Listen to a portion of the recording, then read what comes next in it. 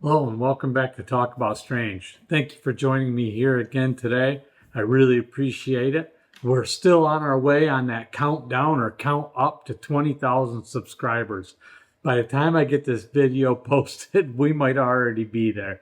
Anyway, I just want to say again, reiterate, thank you guys so very much. I really appreciate all of your support and subscribing to the channel and commenting on the channel and everything that you do for us. I appreciate all you contributors that write in your stories and share them with us. I've got more stories here from Rhonda. She's the one that has sent us multiple encounter stories and stuff that she's been through throughout her life. And she continues to send in these stories. So I've got, kind of a stockpile of them. I'm going to go ahead and share a few more of her stories. And you guys seem to enjoy them. I know I enjoy them, and I know she enjoys sharing them. She's the one that's got those really awesome cats. So things on TV. Someone wants to watch your videos. These things to enter into your life. You can watch them. I figured that I would show you this. Take it so deeply. He's up there watching you talk. He's like, yeah, it is. That's all interesting. If you watch the news every day, and I know this from experience, you'll go out of your mind. I mean, all you hear is bad stuff almost all the time on the news. All right. So anyway, let's get right on with this. Right now at this moment, just so you know, on my side, we have 19,979 subscribers. I mean, we're coming up on it. I mean, who knows? I mean, it's just going to take off from here, right? So, all right, let's get started. I'll turn that sound off so we don't get interrupted. Okay, this first one is Ghost Dog. When I was in my 30s living in Cranbrook, I had a dog named Stallone. She was a pretty good dog. She was a wolf cross shepherd. She was a white one. I don't know much about dogs. I used to take her horseback riding with me and do fun things with her, but I didn't realize that she was vicious towards other dogs. I came home one day from shopping and the police knocked on my door and asked, "Is your dog home?" I just patted her on the head as they came in the door. He said, "She's caused a lot of trouble in the neighborhood. She went after somebody's dog and literally ripped the skin off from it. Then she chased a woman into the house when she tried to rescue the dog." I said, "She's on a chain. How could she do that?" "Are you sure it was my dog?" He said, "It was your dog. She jumped the fence and went back home. I went out and she was out there with no chain on. Somebody had released her. It was her chain." He said, "Is that her chain there on the ground with the buckle?" I said, "Yes." "What do I do, officer? How do I pay for the damages that's been done?" He said, "Well, they want the dog put down. They're scared of your dog. You'll have to have it put down." So I said, "Well, I'll take her, and she's my dog. I will put her down." A friend of mine helped me do it, put her down the next week. I drove out to my girlfriend's place and buried her on her property. And when we left, I looked behind me. As my kids said, "Mom, look, she's chasing us." I looked in the rearview mirror and she was chasing the vehicle. She gave me proof that life goes on after animals are put down or die. So I know that she's going to be okay. I prayed for God to come get her soul and to not leave her wandering, because chasing after us broke my heart. I had no choice but to have her put down. I realized the officer was just protecting the neighborhood. I did find out later on that my landlord did not like the dog because of an altercation with, or alternative motive with my children that I found out about later, and that the dog did not like him. So when he got the chance, I guess when she stood up against the fence, he quickly released her in hopes that she would just run away, but instead she just caused mayhem in the neighborhood because she was a watchdog. That's a sad story. It's a terrible thing. These pets become like family, and it's a terrible thing to lose a pet, or especially to have to put one down. It's heartbreaking. We've been through it. Not for that reason, but it's just a shame. The next story is about aliens. All right. I think I was still in my 30s. If you remember, I said I wouldn't sleep in my room because something bothered me. So one night I got brave and I said, this is silly. You got to sleep in your bedroom. This is why you have a bed, Rhonda. You got to go sleep in your bed. So I slept in my bed for the next few days. Nothing bothered me, but on the fourth night, I felt something leaning on my bed. Then I felt something hot, like it was breathing in my face. I tried to get up, but I couldn't. I was struggling, but I couldn't get up. At the time, I was practicing astral projection. So as I held my body down, or as they held my body down, I said to myself, I thought about getting up. Wait. Oh, I'm sorry. I struggled, but I could not get up. At the time, I was practicing astral projection. So as it held my body down, I said, I just need to think about getting up. And I did. My spiritual body got up and then looked at the thing. I'm like, what is this? It looks like a giant dinosaur. It looked like a giant lizard type dinosaur. I never knew there was such a thing ever, but I knew it had a hold of my body and it wasn't letting loose. So I picked a fight with it and I gave it a good smack, but it didn't seem to move much. So then I grabbed it by the tail. I looked towards the air as if kind of did one of those swing around the head motions and threw it. But then it just came right back down as fast as I threw it. That is really weird. So I tried to remember what my friend said about how you can do anything in astral world. Okay, then I'm going to try to blow flames at it. So I did that. But it just shook it off and kept coming towards me. I didn't know what kind of damage it could do to me when it came toward me. I thought about freezing it, then blowing it up. Somehow that worked, and I never seen it again. So I learned how to fight in the astral world. Maybe this might help somebody else that's having these monsters mess with them. You can fight back. You can do certain things. They won't be able to. Won't be able to shake it off if you do it quick enough. Okay, this is a visit from space beings. I'm not sure exactly how old I was, maybe in my 30s. But one night I went to my bed and I knew I would be comfortable and safe because I had gotten rid of anything that had tried to attack me in my sleep. So I knew I was okay and felt okay to be in my room. But then one night I was laying in my bed again and something was holding me down. I thought, what the hell is going on now? So then, of course, astral projection, I looked. In astral projection, I looked. I saw two beings in suits, the kind that they use on our planet, but like biosuits. I saw two were holding at the foot of my bed and two at the top. They held both my arms and both my feet. They were lifting me up off the bed. I wondered what the hell was going on, so I took a chance by reaching over and gave one of them holding my feet a slap.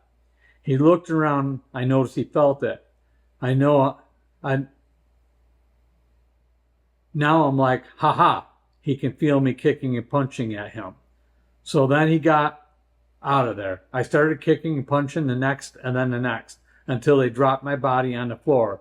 I returned to my body and went to look out the window and seen them leaving in an actual spaceship. I was like, what the hell was that about? They didn't really look like us, but they didn't really look like aliens either. At least not like real, like tiny little people aliens. Later on in life, I heard from a YouTube channel when they started opening up about this, how aliens are around, but the government has been posing as aliens and going around kidnapping people. I said to myself, it was our people with alien technology, so they do have alien technology, and they're traveling around in spacecrafts, pretending to be aliens. They were wearing biosuits, but how did they get through my wall and the way they left? So then after I seen that program, I said to myself, there's things on this earth we don't know about, and they have been preying on us for a long time. So I started studying and learned a lot about all different types of things. Let me touch base on that one, though, a little bit. There's a lot of people that like the alien and stuff that's going on. There's a lot of stuff going on in the government and that. And they are talking a lot about that. So I'd be curious to hear what anybody else thinks on that situation that you experienced. And if anybody else has had any kind of similar situations, I have had other people in the comments talk about having stuff like that happen to them. So it's kind of interesting. All right. They call from heaven. When I was in my early 50s, God came to me in a dream and said, I'm going to take your mom. She will die of natural causes. The next morning, I went to her house. She looked at me and said, what? What? I said. What do you mean, what? What did he say? She asked. How did you know that God contacted me? She said. She said.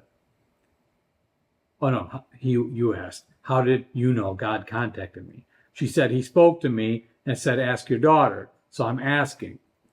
I said, well, Mom, he said the end of the road. It's the end of the road for you. He's going to be taking you soon of natural causes. But he didn't say when. So I figured I might as well teach you about the afterlife. How much do you know now? And how much do I need to teach you? So after about 6 months down the road, I taught her tons because of my gift of being able to talk to relatives on the other side. I don't call them dead. That's an insult. I refer to them as being on the other side. She was soon able to visit and talk with them as well, to reassure her that there is another side after that. After that, I said, well, you can call me from heaven when you want to. She said, how am I going to do that? Well, it's the same thing as picking up a phone here. Just pick it up, dial my number, and give me a call. So she agreed that she would give me a call from heaven. I said, well, hopefully you'll remember to. But if you don't, I won't hold it against you. She said, no, I'll remember to. She died about 6 months later, so I'm sorry to hear that. I don't remember exactly how many months that we had together. I was just too busy enjoying them. She had a stroke, but she ended up dying of brain cancer. She had been gone for about 3 days when my phone rang. I picked it up, and it was my mom's message machine saying that she wasn't home at the moment and that she would get back to me when she got home. So yeah, she made her call. In fact, she made a couple of times. After that, I asked God, I said, well, how is she doing? He said, well, she's kind of scared of me because she feels she didn't do good in her life. So she's really afraid to come to meet me. So I gave her a task of working with dogs. She seems to like it. She's receiving dogs and have them that have been abused and helping them to be okay. A while after that, I asked again, how is she doing? He said, well, she passed the task 100%. She did her job so well, we asked if she would like to become an angel, to receive dogs when they die and bring them to heaven. The choice was hers to make. She said she would just like to rest and be in a regular, normal setting, that she could just rest a while as she was tired from doing everything. I did see her again. She was in what looked like a trailer court setting, like a big resort area, and she had a white picket fence. I seen her and she was resting. She said to me, do you know that your sister Laura is coming home soon? I said, I know. But I said, I'm not going to tell her because it will scare her. But Mom, all I ask is that you all make sure that she has time with her grandchildren for a little while when she goes. Please make sure it's quick. Don't make her sit in the hospital wondering if she's going to live or die. Just make it quick, please, for her sake. I'll stay here and look after her grandchildren with money and whatever is needed to help them get along in life the best that I can. She said, I know you will. You've helped the girls out a lot and have always been there for them. I'm very proud of you. You know God has got a twinkle in his eye for you. He sure does love you a lot. I said, yeah, I love him a lot too, and I think he knows that. I know one day it'll be my turn. I just pray that it'll be fast. I just want to go in my sleep and not wake up. But I don't want to leave my cats alone. I don't want to die and just be sitting in the house rotting away. I want to know ahead of time so I can make sure they have a good home and take care of things. That was the last time I talked to her. I don't know exactly when my sister is going to join them, but God will let me know ahead of time, I'm sure of that. So I can prepare everything and hopefully get everything straightened out.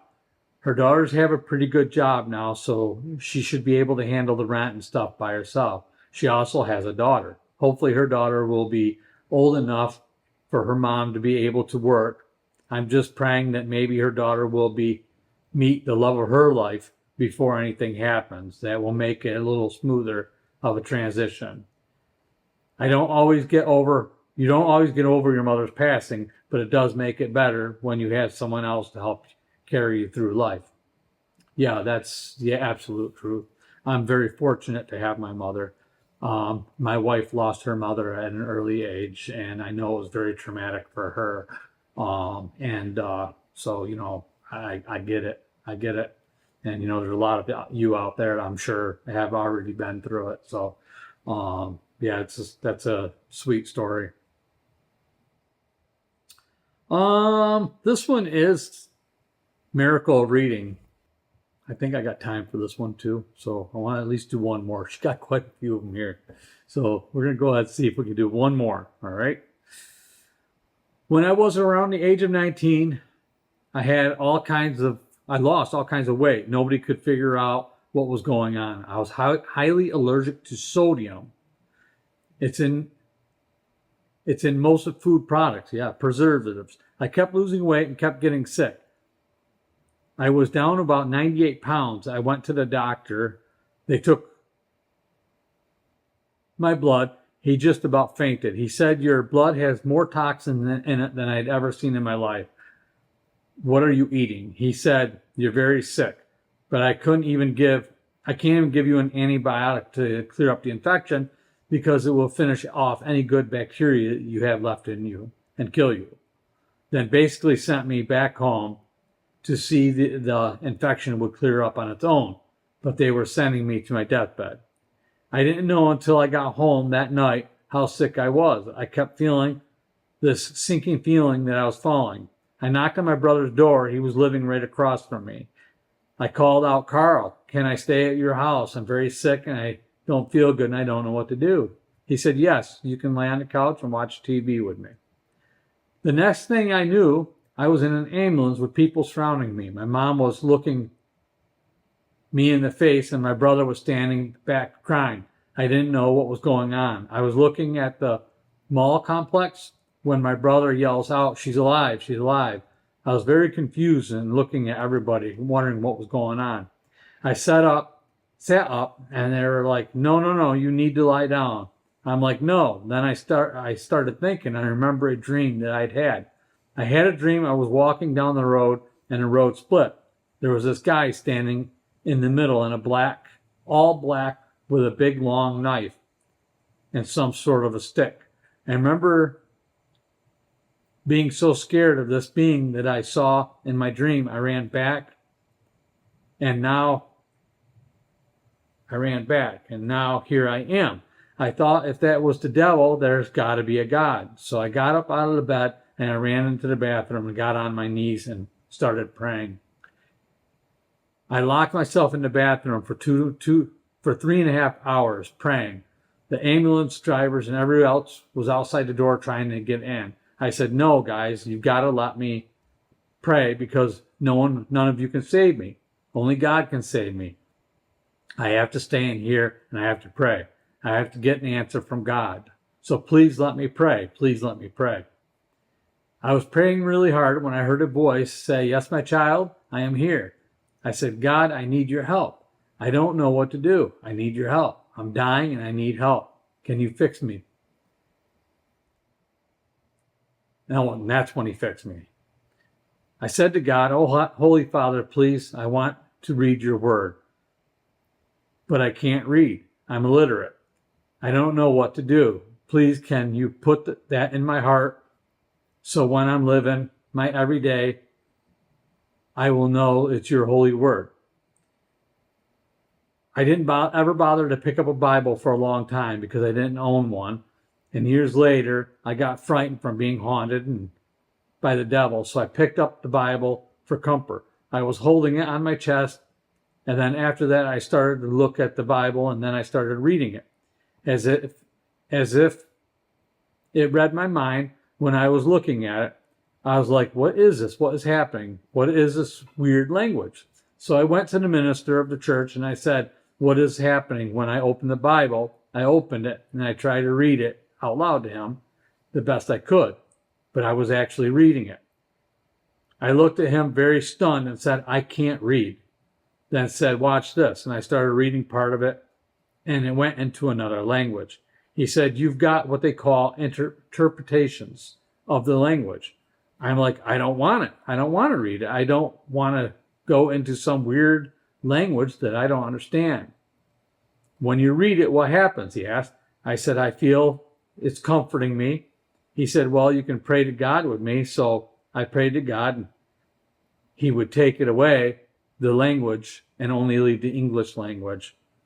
And that's when I began to read. I was 19 years old. That was when I was 19 years old. As life went on, I would ask people about spelling and how to spell. It just wouldn't work no matter what I did. But then later on, I got a cell phone and could automatically write things down. I never started actually spelling or talking anything through letters through the letters in the 2000s sometime. I don't remember exactly when we got cell phones that I could push the button on the side and talk and speak.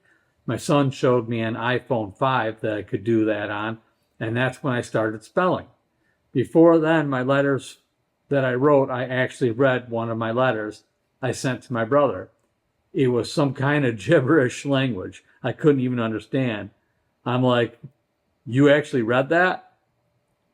I could kind of almost make it out a little bit, but like I couldn't believe I tried to write letters to people and people actually tried to read them. I was so embarrassed, but you were trying your hardest to stay in contact. Thank God I used my phone. I'll give you an example of one of the ways my letters sounded to me. Well, I guess I'm not going to be able to do that. It's not going to work because the program is going to try to spell it outright, laugh out loud. That's funny. Yeah.